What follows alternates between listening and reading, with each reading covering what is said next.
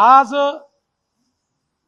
राहुल गांधी सहित सर्व विरोधी पक्षाला माझं आव्हान आहे, पळपुटेपणा सोडा आणि संसदेमध्ये चर्चेला समोर जा।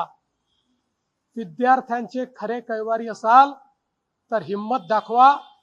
लोकशाहीमध्ये निर्णय रस्त्यावर होत नाही, तो संसदेत होतो।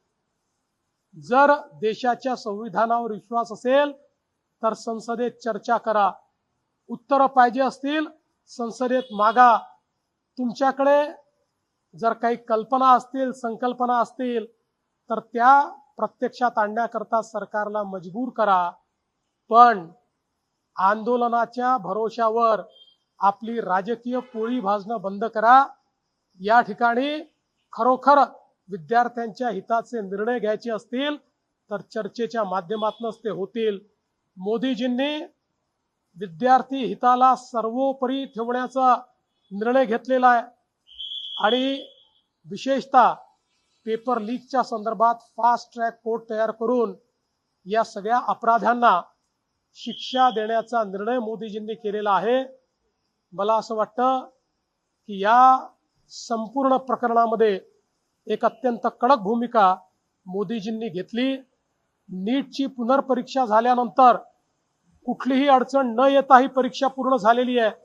विद्यार्थी खुश आहेत, ते त्या ठिकाणी पास झाल्यानंतर सेलिब्रेशन्स करतायत। अशाच पुढच्या सगळ्या परीक्षा झाल्या पाहिजे, या दृष्टीनं ही चर्चा अत्यंत आवश्यक आहे। खरं म्हणजे आपल्याला कल्पना आहे, यूपीएच्या सरकारच्या काळामध्ये 8,000 कोटी रुपयाचं केवळ देशाचं बजेट होतं, ते आता 1,39,000 कोटीचं मोदीजींनी केलं आहे। IIT असेल, एम्स असेल, सगळ्या आयकॉनिक संस्थांची संख्या वाढवली, सीट्सची संख्या वाढवली।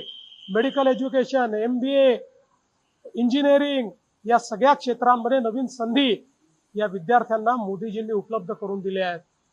पण विरोधी पक्षाची चर्चा करण्याची हिंमत नाही, कारण त्यांना याचं उत्तर द्यावं लागेल। कशा पद्धतीनं कर्नाटकमध्ये पेपर लीक झाला, त्यांना उत्तर द्यावं लागेल। कशा पद्धतीनं तेलंगणामध्ये पेपर लीक झाले, आप पार्टीला उत्तर द्यावं लागेल। पंजाबमध्ये कशा प्रकारे लीक झाले, काँग्रेसला उत्तर द्यावं लागेल। राजस्थानमध्ये त्यांची सरकार असताना 8 वेळा पेपर लीक झाले, त्यांच्या प्रत्येक सरकारमध्ये झालेला घोटाळा बाहेर येईल। आणि म्हणून त्यांना या ठिकाणी चर्चा करायची नाहीये। अराजकता हीच केवळ मानसिकता आहे, अराजकतावादी मानसिकतेत नाही चाललेलं आहे।